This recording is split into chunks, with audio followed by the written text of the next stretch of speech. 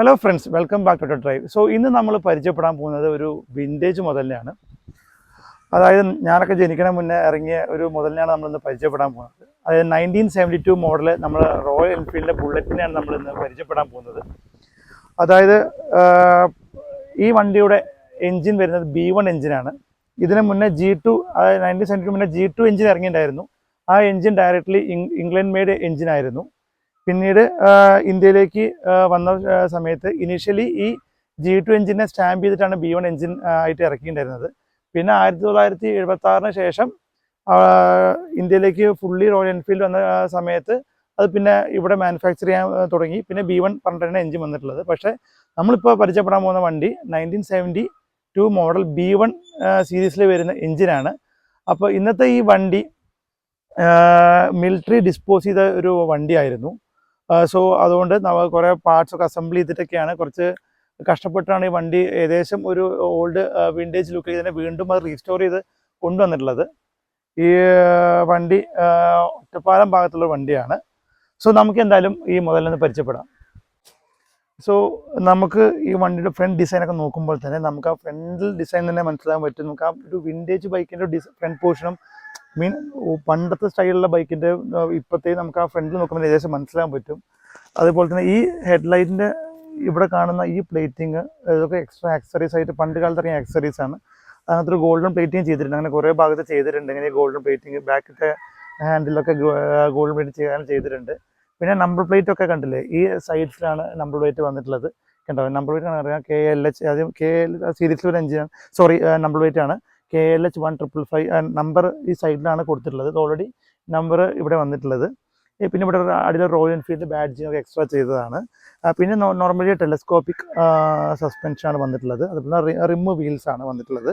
പിന്നെ ബ്രേക്കൊക്കെ ബാക്കിലും ഫ്രണ്ടിലും വന്നിട്ടുള്ളത് ഡ്രം ബ്രേക്കാണ് വന്നിട്ടുള്ളത്. സൈക്കിൾ ഹബ്ബാണ് ഇവിടെ വന്നിട്ടുള്ളത്. നമുക്ക് കാണാൻ പറ്റും ഭയങ്കര തിന്നായിട്ടുള്ളത്. ഇപ്പോഴത്തെ കുറച്ചുകൂടി ഒരു ബ്രോഡായിട്ടുള്ള ടൈപ്പാണ്. പക്ഷേ പണ്ട് കാലത്തൊക്കെ ഭയങ്കര തിന്നായിട്ടുള്ളൊരു ഇതാണ് വന്നിട്ടുള്ളത്. പിന്നെ നമുക്ക് ഈ ടോപ്പിൽ രണ്ട് സൈഡിലും നോർമലി നമുക്ക് ബുള്ളറ്റിൽ എപ്പോഴും കാണുന്ന രീതിയിലുള്ള ആ പാർക്ക് ബൾബ് കാരണം എല്ലാം ഇവിടെ വന്നിട്ടുണ്ട്. ഇങ്ങോട്ട് വാ. നമുക്ക് ഈ വണ്ടിയുടെ ഫ്രെയിം ടൈപ്പൊക്കെ നോക്കുമ്പോൾ സ്റ്റീൽ ക്രാഡിൽ ടൈപ്പാണ് ഇതിൻ്റെ ഫ്രെയിം വന്നിട്ടുള്ളത്. പിന്നെ അതുപോലെ തന്നെ ടാങ്കൊക്കെ നോക്കുമ്പോൾ തന്നെ റോയൽ എൻഫീൽഡിലെ ബാഡ്ജിങ് ഇതൊക്കെ എക്സ്ട്രാ ആഡ് ചെയ്തതാണ്. 14.5 ലിറ്ററാണ് ഫ്യൂൽ ടാങ്ക് കപ്പാസിറ്റി വന്നിട്ടുള്ളത്. പിന്നെ നമുക്ക് എഞ്ചിനൊക്കെ നോക്കുമ്പോൾ തന്നെ 346 cc ആണ് ഡിസ്പ്ലേസ്മെന്റ് വന്നിട്ടുള്ളത്. ഏകദേശം 18 bhp പവറും 32 Nm ടോർക്കാണ് വന്നിട്ടുള്ളത്. അതേപോലെ തന്നെ നമുക്ക് ഇവിടെ ഡെബ്ലേ കാണാം. അതൊക്കെ ഇംഗ്ലണ്ടിൽ നിന്ന് ഇമ്പോർട്ട് ചെയ്ത ബാഡ്ജിങ് ആണ്. അതേപോലെ തന്നെ നമുക്ക് സീറ്റൊക്കെ നോക്കുമ്പോൾ തന്നെ കുറച്ച് കസ്റ്റമായിട്ടൊക്കെ സീറ്റ്സിൽ പിന്നീട് ആൾട്രേഷൻ വരുത്തിയിട്ടുണ്ട്. നേരത്തെ പറഞ്ഞ പോലെ തന്നെ ഇവിടെയും ഒരു ഗോൾഡൻ ഷെയ്ഡെല്ലാം ഒരു ഇതിനൊക്കെ ഒരു ഗോൾഡൻ എക്സ്ട്രാ ഒരു ആക്സറീസ് പോലെ വന്ന പണ്ട് കാലത്ത് വന്നതാണ്. പിന്നെ നമുക്ക് ഇവിടെ ഈ B1 സീരീസിലുള്ള എഞ്ചിൻ്റെ സീരീസിലെ എഞ്ചിനിലായതുകൊണ്ടുള്ള ഇവിടെ നമുക്ക് അതിൻ്റെ കുത്തി നമ്പേഴ്സൊക്കെ കുത്തി ഇവിടെ കാണാൻ പറ്റും. ഇവിടെ കുറച്ച് കണ്ട 56609X ഇവിടെ കുറേ അങ്ങനെ നമ്പേഴ്സൊക്കെ കുത്തി വെച്ചിട്ടുണ്ട്. കറക്റ്റ് നമുക്ക് എന്താ കറക്റ്റായിട്ട് അറിയില്ല.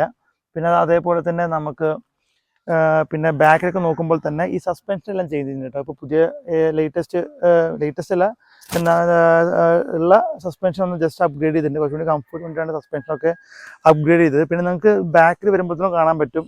ഇവിടെയും കണ്ടില്ലേ, ആ ഗോൾഡൻ പ്ലേറ്റിംഗ് ഉള്ള ആക്സറീസ് ആണ് ഇവിടെയും ചെയ്തിട്ടുള്ളത്. അത് ടെയിൽ ലാമ്പിൻ്റെ മുകളിലും ചെയ്തിട്ടുണ്ട്. അതേപോലെ തന്നെ ഇവിടെ റോയൽ എൻഫീൽഡിൻ്റെ ബാഡ്ജിങ് കാര്യങ്ങളെല്ലാം ചെയ്തിട്ടുണ്ട്. റോയൽ എൻഫീൽഡ് കണ്ടോ, ഓട്ടോമൊബൈൽ ഇംഗ്ലണ്ട് അതിൻ്റെ ഒരു ഒറിജിനൽ ബാഡ്ജിങ് എല്ലാം ഇവിടെ ചെയ്തിട്ടുണ്ട്. അതേപോലെ ടെയിൽ ലാമ്പൊക്കെ നോക്കുമ്പോൾ തന്നെ ഭയങ്കര സ്മോളായിട്ട് ടെയിൽ ലാമ്പ് അതിൻ്റെ മുകളിൽ തന്നെ മെയ്ഡ് ലൈക്ക് എ ഗൺ, ബുള്ളറ്റിൻ്റെ ബ്രാൻഡിങ് ഉണ്ടല്ലോ അതിന് മുകളിൽ കൊത്തിയുണ്ട്. അത് made like a gun goes like a bullet കണ്ടില്ലേ, അതിൻ്റെ ആ ബാഡ്ജിങ് അതൊരു എക്സ്ട്രാ ഒരു ഗോൾഡൻ ഷെയ്ഡിൽ ആക്സറീസ് ആയി ചെയ്തിട്ടുണ്ട്. പിന്നെ നേരത്തെ നിങ്ങളുടെ അടുത്ത് പറഞ്ഞ പോലെ തന്നെ ഇവിടെ ഞാൻ പറഞ്ഞു ഒരു സൈക്കിൾ ഹബ്ബ് ആണ് ഫ്രണ്ടിലും ബാക്കിലും വന്നിട്ടുള്ളത്. നമുക്ക് ഏകദേശം ഇവിടെ കാണുമ്പോൾ തന്നെ മനസ്സിലാക്കാൻ പറ്റും ഈ റീമിനോട്ട് നോക്കുമ്പോൾ തന്നെ. അതേപോലെ തന്നെ നമുക്ക് എക്സോസ്റ്റൊക്കെ നോക്കുമ്പോൾ തന്നെ എക്സോസ്റ്റൊക്കെ ചേഞ്ച് ചെയ്തിട്ടുണ്ട് കേട്ടോ. എക്സോസ്റ്റൊക്കെ നമുക്ക് ഇവിടെ ചേഞ്ച് ചെയ്തിട്ടുണ്ട്. ഇതിപ്പോൾ ലേറ്റസ്റ്റ് ആയിട്ട് എക്സോസ്റ്റിലേക്ക് മാറ്റിയതാണ്. പിന്നെ നമുക്ക് ഇവിടെ എൻജിൻ ഓഫ് കീ കാണാൻ പറ്റും. പിന്നെ നമുക്ക് ഇതിന് കണ്ടില്ലേ, ഇതിന് 4 സ്പീഡ് ഗിയർ ബോക്സാണ് വന്നിട്ടുള്ളത്.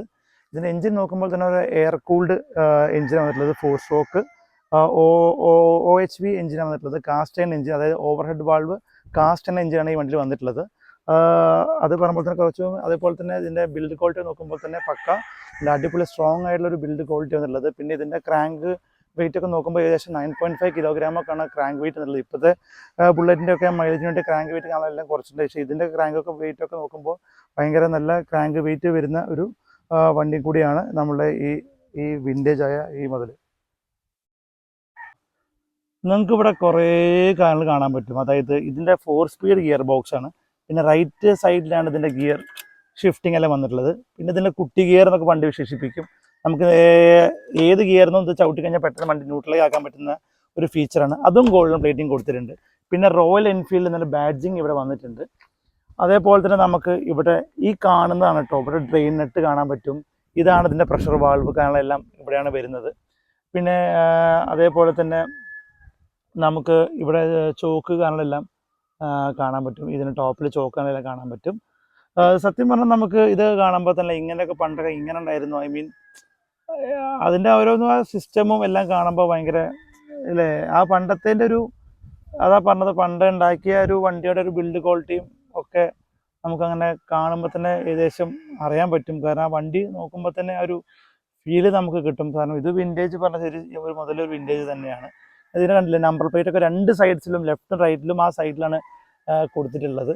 നമുക്ക് അടുത്ത ഈ വണ്ടിയുടെ ഹാൻഡിൽ കാലൊക്കെ നോക്കി നോക്കാം കേട്ടോ. നിങ്ങൾ ഈ ഹാൻഡിൽ ബാർ നോക്കി നോക്കൂ, എന്തൊരു വ്യത്യാസമാണല്ലേ. പണ്ടത്തെ നമ്മളെ സൈക്കിളിൽ കാണുന്ന ടൈപ്പുള്ള കണ്ടില്ലേ, ആ ഗ്രിപ്പും ആ ഹാൻഡിലും ഭയങ്കര തിന്നായിട്ടുള്ള ഹാൻഡിൽ. ഈ കാണുന്ന നോബ് കറക്റ്റ് എനിക്കറിയില്ല, ഇത് G2 വണ്ടിയിൽ വന്നിട്ടുണ്ടായിരുന്നതാണ്, കറക്റ്റ് അറിയില്ല. ഇതേപോലെ തന്നെ ഇത് നമ്മളുടെ പാർക്ക്, അതേപോലെ ഹെഡ്ലൈറ്റ് ഓണിയുള്ള സ്വിച്ചൊക്കെയാണ് ഇത് വന്നിട്ടുള്ളത്. ഇവിടെ ഒരു ഗോൾഡൻ പ്ലേറ്റിങ്ങും ഇവിടെ കൊടുത്തിട്ടുണ്ട്. ഈ ഹാൻഡിലിൻ്റെ ഹോൾഡിനും ഇവിടെ ഒരു ഗോൾഡൻ പ്ലേറ്റിംഗ് കൊടുത്തിട്ടുണ്ട്. അതേപോലെ തന്നെ ഇവിടെയും ഇതൊക്കെ ഒരു എക്സ്ട്രാ ആക്സറീസ് ആയിട്ട് പണ്ടിറങ്ങിയ ആക്സറി കേട്ടോ, അതൊക്കെ ഇതിൽ കൊടുത്തിട്ടുണ്ട്. ഇത് കുറേ ഇമ്പോർട്ടൻറ്റ് പീസുകളാണ് ഈ വണ്ടി യൂസ് ചെയ്തിട്ടുള്ളത്. അതേപോലെ തന്നെ നമുക്ക് ഈ ഡിമ്മും ബ്രൈറ്റ് സ്വിച്ചസ് ഒക്കെ കണ്ടില്ല നിങ്ങൾ, ഭയങ്കര സ്റ്റീൽ ഒരു ടൈപ്പിൽ വന്നിട്ടില്ല, പ്ലാസ്റ്റിക് പക്ഷേ ഒരു സ്റ്റീൽ കളറിൽ ഞാൻ കൊടുത്തില്ല, കറക്റ്റ് ഹാൻഡിലിന് മാച്ച് ചെയ്ത രീതിയിൽ കണ്ടില്ല. അതേപോലെ തന്നെ ഹോണ് കാലെല്ലാം വന്നിട്ടുണ്ട്. പിന്നെ അതേപോലെ തന്നെ ഇവിടെ നിങ്ങൾക്ക് ക്ലച്ച് കാണാൻ പറ്റും.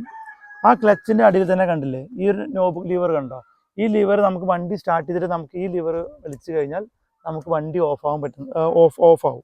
അതേപോലെ തന്നെ ഈ വണ്ടിയുടെ വേറെ പ്രത്യേകത എന്താ വെച്ചാൽ, നമുക്കിപ്പോൾ ഈ വണ്ടി 4 സ്പീഡ് ഗിയർ ബോക്സാണ് പറഞ്ഞത്. നമ്മൾ ഏകദേശം ഈ സ്ലോ റണ്ണിൽ നമുക്ക് 20 കിലോമീറ്റർ സ്പീഡിൽ സ്ലോ റണ്ണിൽ പോകാൻ പറ്റും. അതായത് നമുക്കിപ്പോൾ 4th ഗിയറിലാണ് പോകുന്നുണ്ടെങ്കിൽ നമുക്ക് ആ 4th ഗിയറിൽ നമുക്ക് ഏകദേശം 20 കിലോമീറ്റർ സ്പീഡിൽ നമുക്ക് 4th ഗിയറിൽ പോകാൻ പറ്റും. അതൊക്കെ ഈ വണ്ടിയുടെ ഏറ്റവും ഹൈലൈറ്റ് ആയി പറയുന്ന ഒരു ഫീച്ചറാണ്. ഞാൻ നേരത്തെ പറഞ്ഞു, നമുക്ക് ഈ വണ്ടി ഒറ്റപ്പാലത്തുള്ള നജ്മ മെഡിക്കൽസിൻ്റെ ഓണറായ അനീഫ്കയുടെ വണ്ടിയാണ്.